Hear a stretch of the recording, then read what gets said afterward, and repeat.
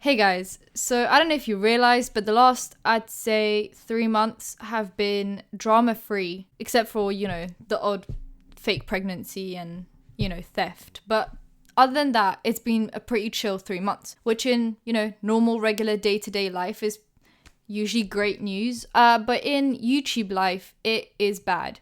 Now, I've been struggling because usually tea will come around, it's cold, and I don't make a video about it. And then it becomes hot once I'm like 5 days away from my upload day. So by the time it gets to my upload day, the tea is once again cold. So as you can tell, I'm close to ripping my hair out and punching the wall.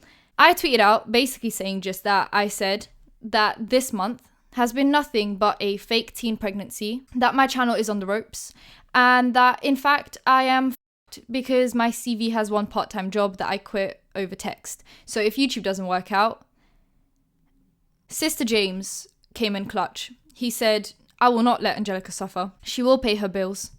I'll make sure of it. She'll be eating well this month. First of all, I generally enjoy his content. I wouldn't say he's like up there with my favorite content creators, but every now and then he will post something that I'm like, oh, that's interesting. But I'm not like a James stan. So my opinion today is very neutral. I'm neither here nor there, but I think it's still important to talk about it because I feel like there's a lot of hypocrisy and just a lot of stupidity. Let's start with that. I think I'm just kind of sick and tired of people nitpicking, even though I nitpick every now and then. It's, at least I'm self-aware. The first thing that James kind of did that people were outraged about is he promoted SugarBearHair, which in itself is just scum. Please, if you promote SugarBearHair, you are saying to everyone, I am money hungry and f***ing greedy. Okay, you might as well stamp that on your f***ing forehead. SugarBearHair, as the name would f***ing suggest, is mainly sugar. And not only just sugar, but like overpriced sugar. I'm pretty sure like one packet of these SugarBearHairs is like £30. How many times am I going to say sugar in one sentence? And actually the amount of, the vitamin or the nutrient that is needed to grow your hair and nails is very minimal in the ingredients, as in to the point where it will not make a difference to your hair or your nails. Frankly, you're paying £30 to get diabetes. That's the tea. I'm pretty sure Logan Paul, don't ask me how I know that. It's not like I, listen to his podcast or anything. I wouldn't do that because obviously I've got self-respect and dignity. So I'm obviously not watching or listening to Logan Paul's podcast. But I'm pretty sure in one of them, where he had Tana Mojo on, he called her out on it and he said, you promote SugarBearHair, and SugarBearHair pretty much is just sugar.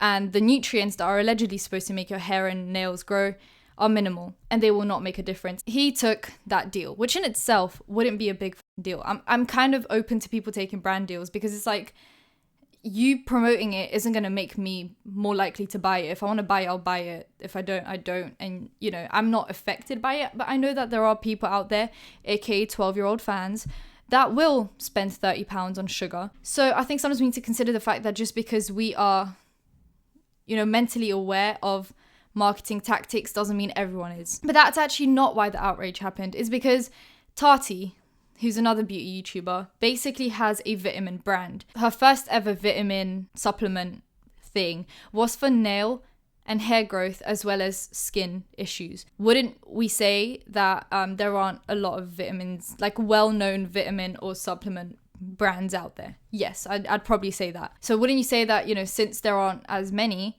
Tati's supplement brand is a direct competitor to SugarBearHair and vice versa?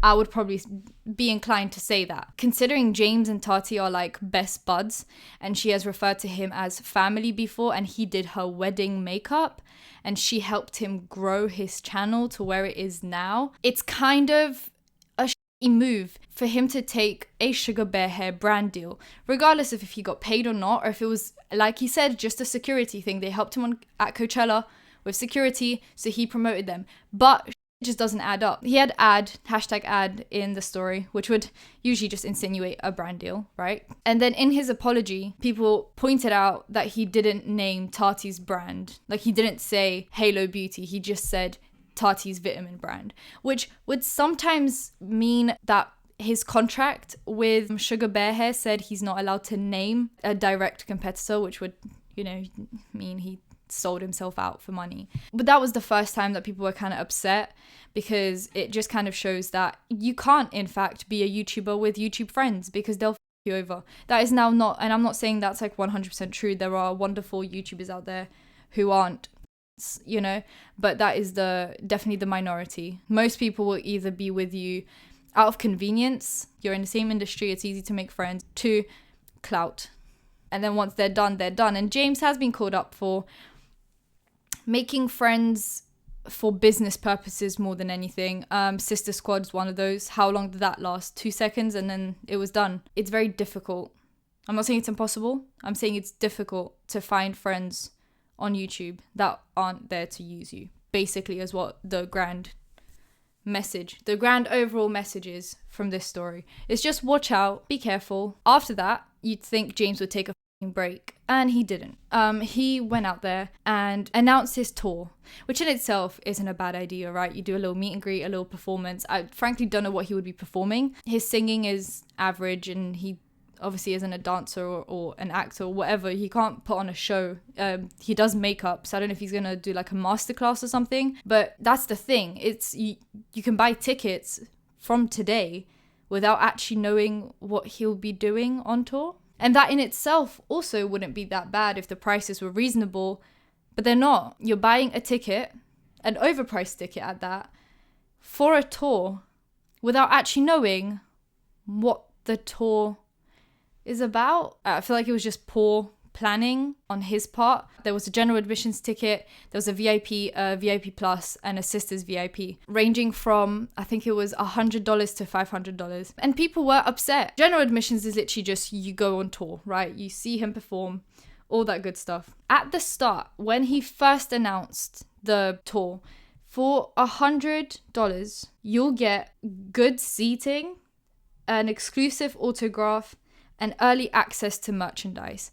So for $100, when he first announced the tour, you get nothing. You get the opportunity to spend more money, right? Because you get early access to merchandise. Doesn't mean you get free merchandise. No, you get early access to buy merchandise. So you're paying to pay. Then for $250, you would get a one-on-one photo with James Charles. So you're telling me for $250,000, don't know why I worded it like that. I could have just said $250. For $250, you don't even get to speak. You are a peasant. You don't speak to James Charles. You just get a one-on-one photo, just in dead silence. Do not speak. Take a picture and move on. It literally does not say you get a meet and greet. No, you get a one-on-one photo with James Charles. Glad he changed it, because he did. A premium VIP goodie bag, an exclusive autograph, guaranteed front of the audience seats behind Sisters VIP, and early access to merchandise vendors. So once again, you're paying $250 to then spend more money. So you're paying to pay. And then Sisters VIP, the most expensive ticket, was $500, still is $500, he didn't change it. And it's an exclusive hangout with James Charles and the other sisters in VIP, a one-on-one photo, exclusive Sisters VIP goodie bag, an exclusive autograph, guaranteed front of the audience seats, and early access to merchandise. So once again, you're not even getting free merch. They could have just thrown in a hoodie. But no, you pay to pay. You pay $500 to then spend more money. He then changed that. Now you pay $50 for general admission. You pay $100 for VIP, $250 and $500. Pretty much the prices stay the same, but now for $100 you do get a meet and greet. You don't just get a one-on-one photo with James Charles. You actually get to say hi to him, and he will probably reply to you. What I find stupid is that some people said he shouldn't charge for meet and greets, and that no YouTuber should charge for meet and greets.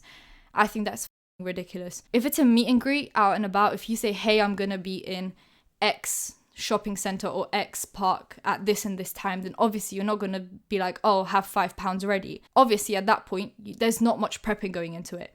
If you're renting out an arena area thing and you're getting staff and security to make sure things run smoothly, those things cost money, right?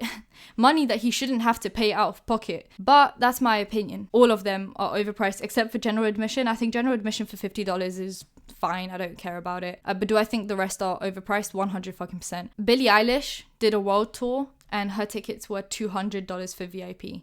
That's Billie Eilish, one of the biggest artists right now, and she's charging $200 for VIP. And Mr. James Charles, I own a Tesla and a $2 million mansion in LA, is charging $500 for you to get a picture and early access to spend more money. I'm once again not saying that it should be free. I'm saying $500 is pushing it. Another problem people had was the fact that when he did get criticized for the prices by his fans, he would block them. He unfollowed T-Spill for even mentioning the prices. James Charles is 20 years old, right?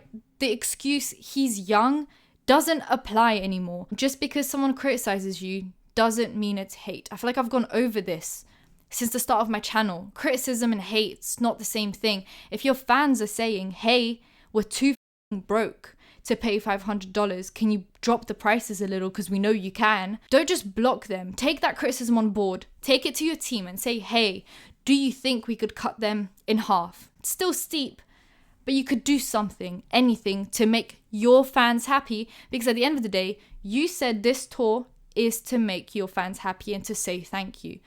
If no one can afford it, who are you going to say thank you to? But at the end of the day, I'm pretty neutral on this. I'm not paying $500. I just think it's a bit unfair to expect your teenage audience to magically have $500 in like 3 days. Most of them don't even have part-time jobs to be able to make the money. I feel like if you're not going to drop the prices, at least give people some time to save up the money.